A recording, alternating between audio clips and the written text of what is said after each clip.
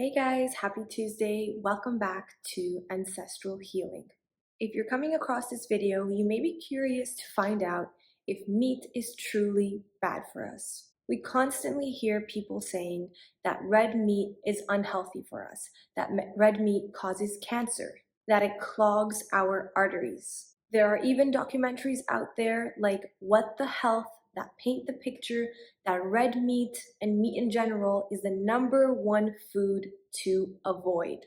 So my question is there any truth to this? Well, you've come to the right place. I'm gonna break it down as best as I can. I have never seen any randomized control trials that say red meat is an issue. Studies that vilify meat are based on weak evidence that relies on observational research, which actually reveals associations, not cause. Red meat is a highly nutrient-dense food.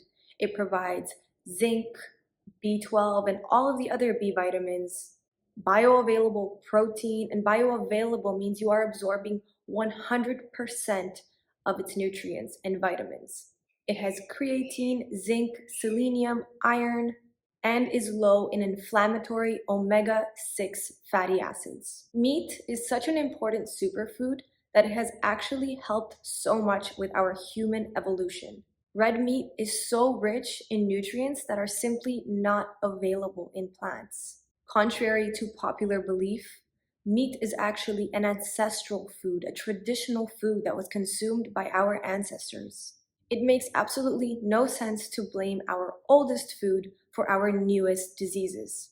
Harvard-trained and board-certified psychiatrist Georgia Ede says, "The world has yet to produce a civilization which has eaten a vegan diet from childhood through death, whereas there are numerous examples throughout recorded history of people from a variety of cultural, ethnic, and geographical backgrounds who have lived on a mainly meat diet for decades, lifetimes, generations. To my mind, examples of real people eating mostly meat diets for long periods of time gives us much more powerful information about meat and health than conventional scientific studies conducted over short periods of time in which one group of people eats a little more meat or a few extra servings of vegetables than another group of people." Here are some factors to consider if you are scared of eating meat. Are we talking about processed meat or unprocessed meat when we look at scientific health studies? Do you know the difference between a randomized control trial and a clinical trial? There is a very important distinction between the two. When we consider the impact on the environment, are we talking about factory farming of animals or regenerative agriculture? Do you know the benefits of regenerative agriculture? Do we understand the negative impacts of monocropping on the ecosystem and on human health? Do we know the true numbers when looking at greenhouse gas emissions?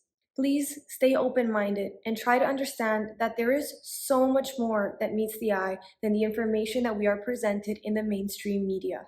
There is so much to unpack.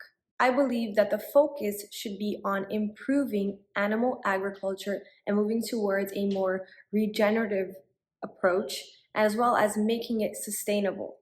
We have to also stop the reliance on fossil fuels. You can actually eat beef and be environmentally responsible at the same time. Did you know that people claim that the impact of livestock contributes to around 18% to 51% of greenhouse gas emissions in the United States? This is incorrect. This is a already long debunked statistic. This statistic represents a full life cycle analysis, so from cradle to grave, of beef production, while other emissions like transportation are calculated a little bit differently. They're calculated based on two direct tailpipe emissions. So that's not fair. We're not comparing the same thing here. I'm going to have to read this one because it's quite a lot. The US Environmental Protection Agency have quantified the impacts of livestock production in all of the US, and it accounts for 3.9% of all greenhouse gas emissions. And within that 3.9%, cattle actually represents 2.5% of total US emissions. Just to give you a little bit of perspective, the contribution of greenhouse gases from transportation sector is 27%, and the energy sector is at 31%. Perspective is a game changer. Ruminant animals are essential in maintaining grasslands, which are a critical component of our ecosystem for eliminating greenhouse gases. Without cattle, without their manure, we would have no organic foods, only foods grown with petroleum-based fertilizers. If you want to make a sustainable impact, if you care about the environment, if you want to save the planet, support your local farmers, learn about the benefits of regenerative agriculture, and don't waste food. Whenever you can, ride your bike to the destination. Conserve energy, use public transportation.